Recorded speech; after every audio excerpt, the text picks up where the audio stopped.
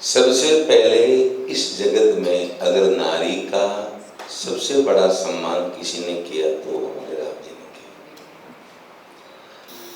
रघुवंश में अनेक राजा हुए, ठीक है, राजा राज करते थे, रानियां महलों में रहती थी। लेकिन आपने राम राज्य तिलक का अगर प्रसंग सुना हो, जब राम जी का राज्याभिषेक होने लगा तो सब तैयारी हो रही थी, तो राम जी सिंहासन पर अकेले नहीं बैठे, जनक सुता समेत रघुराई, पैखी प्रहर से मुनि समुदाय। राम जी सीता जी को लेके सिंहासन पर बैठे तो सबसे पहले विरोध कौन करता है? ब्राह्मणगण करते हैं हर जगह। मैं भी ब्राह्मण हूँ, कहने में कहीं संकोच नहीं, सीधा शास्त्र का हवाला देके ये गलत हो रहा, शास्त्र विरुद्ध हो रहा। तो कहा ये कहाँ है, एक को राजा के साथ में रानी कैसे बैठ सकती है? राज्याभिषेक राजा का होता है, रानी का नहीं। राम जी ने कहा तो फिर होगा ही नहीं।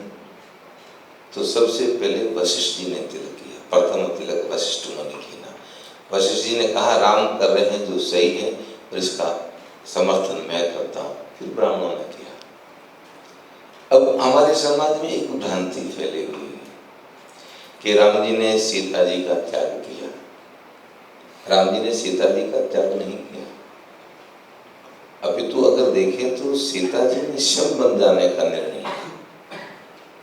राम जी ने जब इस राम जी के जानकी जी के प्रति जब अवध में ये वार्ता होने लगी कि राम ने जानकी को इतने समय तक लंका में रहने के बाद स्वीकार कर लिया, जो भी जिस भी व्यक्ति ने कहा उसके बारे में हम चर्चा नहीं करें, क्यों एक बार एक हमारे बड़े आचार्य कह के फंस गए, हम नहीं बोलेंगे, स्वामी जी को पता है। इसलिए वहां कभी किसी को नहीं कहना चाहिए, कोई भी मतलब अवध में चर्चा होने लगी। जब गुप्तरों ने आके राम जी से कहा तो राम जी ने उसमें कुछ कहा नहीं। जब सीता जी को पता चला तो सीता जी ने कहा प्रभु आपकी कीर्ति में मैं दाग नहीं आने दूंगी। इस रघुवंश में कहीं कोई आपके ऊपर ऐसा आक्षेप करके रघुवंश को कलंकित करे वो मैं कभी नहीं होने दूंगी, मैं बन जाऊंगी। राम जी ने खूब कहा, लेकिन जानकी मानी नहीं और सीता जी गई। अगर राम जी त्याग करते तो राम जी के पिता महाराज दशरथ ने 360 ब्याह किया था, क्या राम जी दूसरा नहीं कर सकते थे? वशिष्ठ जी ने कहा था कि राम अश्वमेध यज्ञ करते हो तो पत्नी के बिना यज्ञ में नहीं बैठ सकते, दूसरा विवाह करो। तो राम जी ने कहा मैं स्वप्न में भी नहीं सोच सकता गुरुदेव, यज्ञ हो चाहे ना हो, मैं सीता के अलावा किसी के बारे में विचार नहीं कर सकता। आपने कैसे सोचा? जानकी जिस दिन महल को त्याग की गई तब से लेकर राम जी ने 10,000 वर्ष तक राज किया, लेकिन महल में एक उषा के ऊपर शयन करके कंदमूल फल को खाया। मेरी भार्या मेरी जानकी अगर वहां वनवासी नहीं रहती है तो मैं या राजा बन के नहीं, दुनिया की नजर में राम राजा बने, लेकिन राम जी जैसा कौन नारी का सम्मान करने वाला होगा?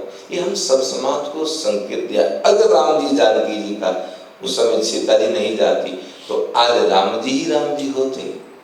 लेकिन आज जब भी अगर राम जी का नाम लेते हैं तो पहले सीता जी को सत्सम्मान में, शक्ति में सबसे पहले सीता जी को अग्रणी रखा जाता है, क्योंकि राम जी का जो मान सम्मान, राम राज्य जो संपूर्ण जगत में स्थापित हुआ उसके लिए सीता ही रही।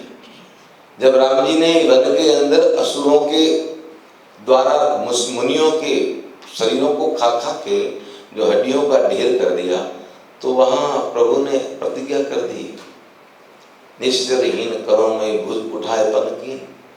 सीता जी ने कहा प्रभु ये आपने क्या कर दिया?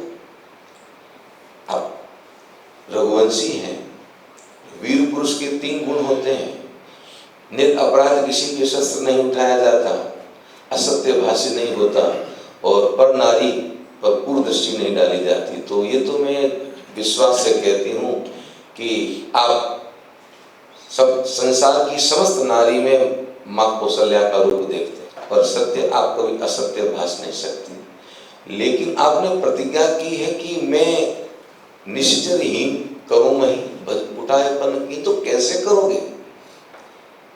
निरपराधियों को कैसे? आपका तो उन्होंने कुछ किया नहीं असुरों ने, पर कहा प्रभु आपने प्रतिज्ञा ली है, अगर पुरुष कोई कार्य में अग्रणी होता है तो उसको पूर्ण कराने में उसकी स्त्री सहायक होती है, तो आपकी प्रतिज्ञा को पूरा कराने के लिए मैं लंका में जाऊंगी। और उस समय लीला बनी, सीता जी लंका में गई, तब राम जी ने असुरों का संहार किया। पर इसमें राम जी की मानसिकता है, हम लोग कहते हैं नारी सशक्तिकरण, जब तक समाज में पुरुषों की मानसिकता नहीं बदलेगी तब तक महाराज भले कितने संभाषण कर दिए जाए, कितनी संगोष्ठियां हो जाए, कभी भी कुछ नहीं हो सकता। आज भ्रूण हत्या क्यों होती है? मैं एक बात बताता हूँ, कोई पुरुष जिसकी पत्नी के माता पिता की कोई दिक्कत हो और वह अगर अपनी पत्नी को लेके ससुराल में जाए, अपनी पत्नी को कहे कि जैसे मैं मेरी माँ की और पिता की सेवा करता हूँ, जैसे तुम जाके सेवा करो, तुम्हारे माता पिता को पुत्र का कभी आभास ना हो। मैं कह रहा हूँ कोई माता पिता बेटी की चाह नहीं रखेंगे, सब बेटी तुम्हारा मंगल करेंगे। लेकिन होता क्या है कि बेटी को विवाह करके ससुराल में भेजते हैं, वो पर पुरुष है जो कह देता नहीं जाना तुम, तेरा मेरा बाप बीमार है, मैं क्या करूँ, नहीं जाना। तो ऐसी स्थिति में हमारे समाज में आज भी ये मानसिकता है कि जब हम बूढ़े होंगे, अति वृद्ध होंगे, तो हमारा सहायक कौन रहेगा? बेटी तो पराया धन है, ससुराल में चली जाएगी, फिर क्या पता वो आ पाएगी कि नहीं आ पाएगी। मैं कह रहा हूँ लड़की को सशक्त करने के साथ साथ जब तक हमारे बालक में बच्चों की मानसिकता को न बदलें तब तक महाराज चाहे हम कितना भी कर लें कुछ नहीं होने वाला। आज राम जी ने उस समय किया, त्रेता युग से आ रहा है, ये अभी भी चल रहा है, नहीं चल रहा है तो बताओ। अगर ये अगर हो जाता तो हमें यहाँ बैठ के चिंतन करने की कहाँ जरूरत पड़ती? एक कन्या कोई भागवत करती हैं या कुछ करती है तो प्रोत्साहित करना चाहिए उनको। बेटी कोई काम करती है तो प्रोत्साहित करना चाहिए, लेकिन उनको रोकता कौन है? मैं आपसे पूछ रहा हूं, कौन रोकता है? क्योंकि ये समाज ही पुरुष प्रधान है। जब तक पुरुष अपनी प्रधानता को कम नहीं करेगा, समांतर नहीं करेगा, तब तक तो यही चलता रहेगा। तो सबसे पहले शिक्षा तो हमारे पुरुषों को देनी पड़ेगी। अब पुरुषों को तो क्या देंगे, वो तो सब पक गए। बच्चों को दिया जाए तो छोटे बच्चे होते हैं, जो अभी हमारी चित्रलेखा जी कह रही थी कि जो प्रारंभिक मतलब अध्ययन है शुरुआत का, उसमें अगर बच्चों को विशेष सीख दिया जाए, विशेष सम्मान दिया जाए, उन्हें ये समझाया जाए तो ये संभव होगा। और हम लोग प्रयास करते ही हैं। हम अपने वक्तव्य से, हम अपनी कथाओं में गाते हैं, कहते हैं, स्वामी जी भी कहते हैं और समाज के जो गुणीजन है वो भी कहते रहेंगे। धीरे धीरे समय लगेगा तो हो सकता है पॉजिटिव रिजल्ट मिले। लेकिन प्राचीन काल से था ऐसा, अभी नहीं है। अभी वर्तमान समय में बदल गया। पहले जितना सम्मान होता था नारी का उतना अभी नहीं है। मैं आपको ये प्रमाण से कह सकता हूँ, लेकिन मैं अपना संक्षिप्त उद्बोधन कहूँगा। आज से 50 साल पहले सम्मान होता था। मानसकार ने तो स्पष्ट लिखा है, शंकर जी ने पार्वती जी का कितना बड़ा सम्मान किया। जानी प्रिया अति आदर कीना। हम आदर बड़ों का करते हैं, हम उम्र पे स्नेह रखते हैं, छोटों पे करुणा करते हैं, अति आदर कीना। तो हमारे बाकी का तो पता नहीं, राजस्थान की मैं बात बता रहा हूँ। हमारे समाज में पुरुष अपनी पत्नी को जी से संबोधित करता था, अजी आप आइए, आपसे संबोधन करता था, तू नहीं कहता था। इतना सम्मान था। अभी हम नहीं कह रहे, अब आप कह रहे हो, मैं कह रहा हूँ पुराने में तो फिर भी नारी का बहुत सम्मान था। अब कम हो रहा है, अब कम हो रहा है, अभी सम्मान नहीं हो रहा, अभी कम हो रहा है। पहले जितना सम्मान होता था उतना अब कम हो रहा है। पहले बेटा भी माँ का बहुत सम्मान करता था, पति भी अपनी पत्नी का सम्मान करता था। दोनों में कम इसलिए क्या है कि मानसिकता हम पुरुषों की बदलनी पड़ेगी।